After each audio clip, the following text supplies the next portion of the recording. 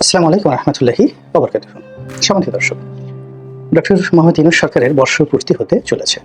অর্থাৎ তিনি ক্ষমতা গ্রহণ করার বা ক্ষমতা লাভ করার পর ১২টি মাস চলে গেছে এবং এই ১২টি মাসে তিনি যে কথাগুলো বলেছেন, যে আশ্বাসগুলো দিয়েছেন এবং তিনি তার সরকারের যে কর্মকাণ্ড, সেই কর্মকাণ্ডের যে একটা বৃত্ত তিনি আঁকার চেষ্টা করেছেন, এটি জনগণের মধ্যে সাড়া ফেলতে পারেনি এবং তার সম্পর্কে মানুষের যে বিশ্বাস ছিল, ভালোবাসা ছিল, আগ্রহ ছিল, এটি এখন রিভার্স হয়ে গেছে, মানে একেবারে উল্টো হয়ে গেছে।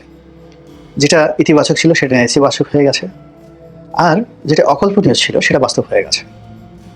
ফলে কি হলো, তিনি যা কিছু বলছেন বা তার পক্ষ থেকে যা কিছু বলা হচ্ছে, এটা এখন আমাদের এই দেশে বিশ্বাস করার মতো লোক খুঁজে পাওয়া যাচ্ছে না। এবং তার সাথে যারা আছেন তারা কি কেউ তার পরামর্শদাতা, কেউ কি তার বন্ধু, বা এই সরকারের কোনো একজন ব্যক্তি যার সঙ্গে তিনি ঘন ঘন বৈঠক করেন, তার পরামর্শ নেন? ডক্টর মোহাম্মদ ইউনূসের কথায় কোনো একজন উপদেষ্টা তার সিদ্ধান্ত পরিবর্তন করেন, বা উপদেষ্টার কথায় ডক্টর মোহাম্মদ ইউনূস সিদ্ধান্ত পরিবর্তন করেন, এরকম কোনো নজির আমাদের মধ্যে আমরা দেখতে পাই। এখানে সরকারের যারা প্রভাবশালী কয়েকজন উপদেষ্টা রয়েছেন, এরা মূলত প্রভাবশালী হলো মিডিয়াতে এসে কথা বলার কারণে।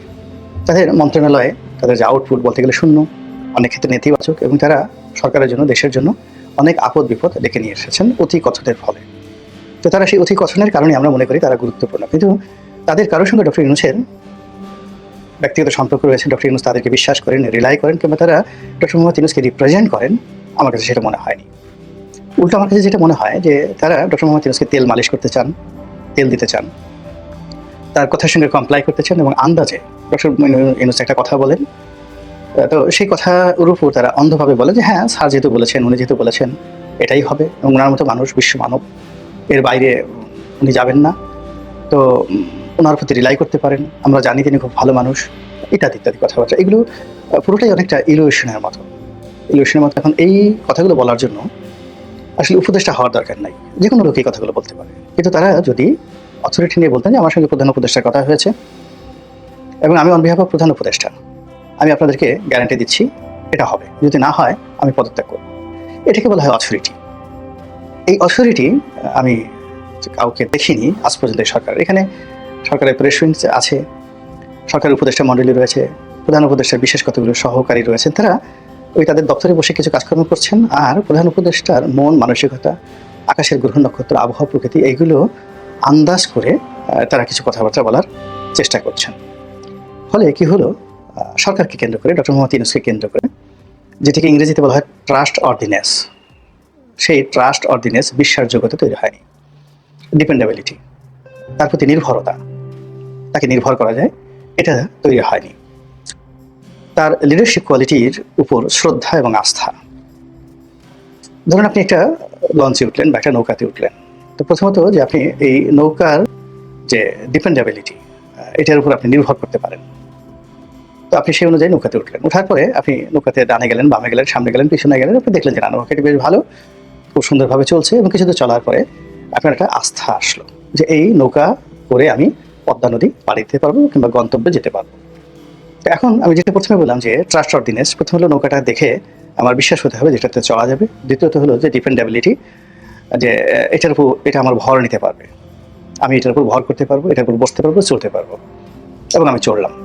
এরপরে কিছুক্ষণ চলার পর তার প্রতি আমার একটা আস্থা জন্ম নেবে।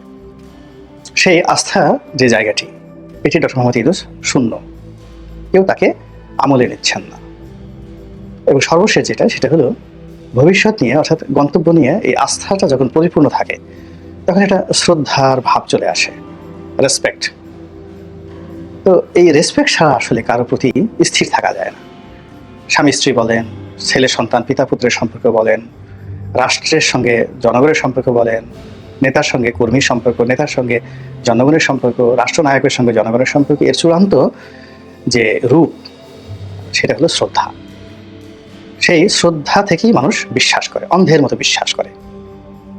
যখন আপনি কাউকে শ্রদ্ধা করবেন, তখন আপনি তাকে বিশ্বাস করবেন, এটি স্বাভাবিক ব্যাপার। তো এখন ডক্টর মোহাম্মদ ইউনূসকে কেন্দ্র করে যে মানুষের যে শ্রদ্ধা, সেই শ্রদ্ধাটা নেই। ফলে তিনি মন থেকে যে কথাগুলো বলছেন, হয়তোবা, বা তিনি আসলে একটা ডিটারমিনেশন নিয়ে হয়তো একটা কথা বলছেন, সেটার লোকজন ওই শ্রদ্ধাশীল না থাকার কারণে বা শ্রদ্ধার বিষয়টি তিনি জাগ্রত না করতে পারার কারণে কি হচ্ছে, বা আমরা এই জাতি হিসেবে খারাপ, আমরা কাউকে আসলে শ্রদ্ধা করতে পারি না। আমি আসলে এখানে কাউকে ব্লেম করলাম না, বাট ফ্যাক্ট হলো ঘটনা যে কারণেই হোক আমরা তাকে এখন আর শ্রদ্ধা করছি না, যেটি উনি ক্ষমতায় আসার আগে আমরা তাদের প্রতি আওয়ামী লীগের কিছু লোক ছাড়া প্রায় সবাই, পুরো জাতি 18 কোটি মানুষের মধ্যে সেই 2 or 3% না আওয়ামী লীগের যারা কট্টরপন্থী লোক, যারা ইনু সাহেবকে জানতেন, চিনতেন বা চিনতেন না, বা শেখ হাসিনাকে খুশি করতে চাইতেন, এরকম লোক ছাড়া অলমোস্ট 95 to 96% পিপল যারা ওনাকে অন্ধভাবে শ্রদ্ধা করতাম।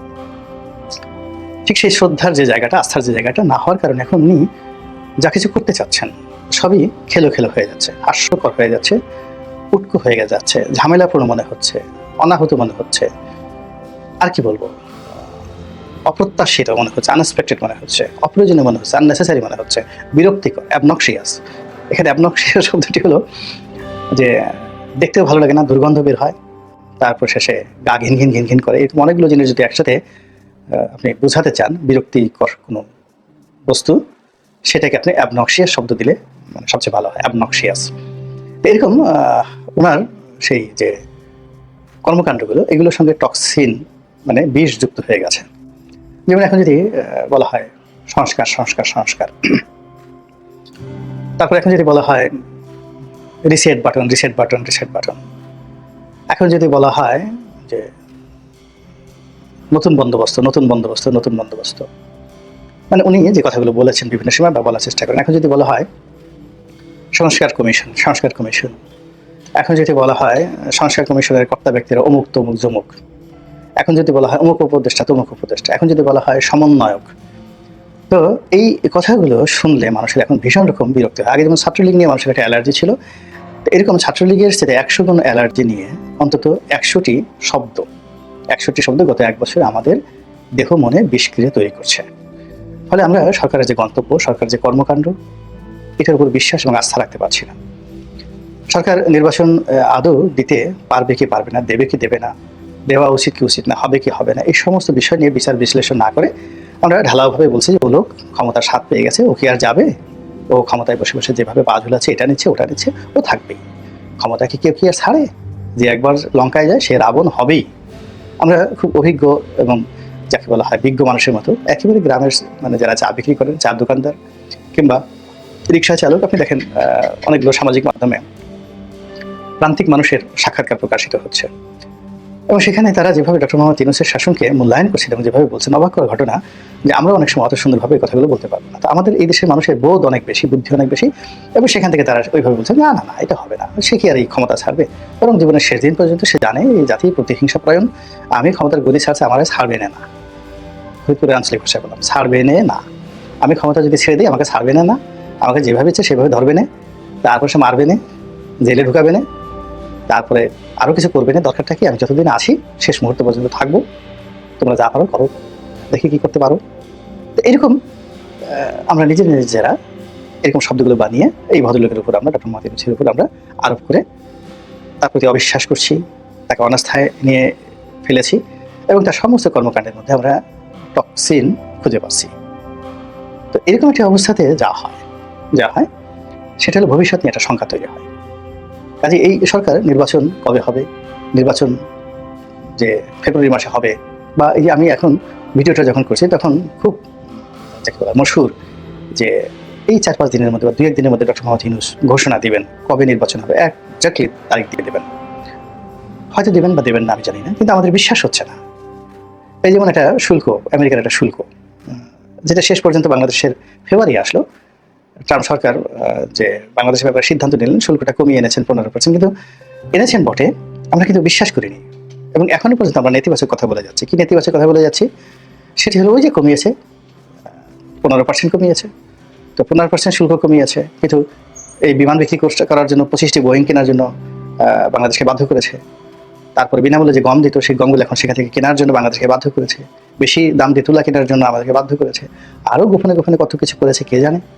হয়তো সেন্ট মার্টিন নিয়ে বাংলাদেশে আমেরিকার সঙ্গে পাঠানোর জন্য কি বলেছে, গোপন কুচুক্তি করেছে। এই জিনিসগুলো আসে মূলত আস্থাহীনতা থেকে, অবিশ্বাস থেকে। তো সেটা এখন তৈরি হয়ে গেছে, এবং এই কারণে কি হলো, আমরা ভয় পাচ্ছি। কিসের ভয় পাচ্ছি? রাজনৈতিক দলগুলো, প্রায় শীর্ষ রাজনৈতিক দল এবং অনেক জায়গায় শীর্ষ নেতৃবৃন্দ রয়েছেন যারা একসময় ডক্টর মোহাম্মদ ইউনূসের উপর নির্ভর করতেন, যেমন মির্জা ফখরুল সাহেবের মতো একজন ভদ্রলোক মানুষ, মাহমুদুর রহমান মান্না, যিনি ডক্টর মোহাম্মদ ইউনূসের সরাসরি ছাত্র, চট্টগ্রাম বিশ্ববিদ্যালয়ে সরাসরি তার ছাত্র, ডাইরেক্ট স্টুডেন্ট। তো ওনারা শেষক্ষণ পর্যন্ত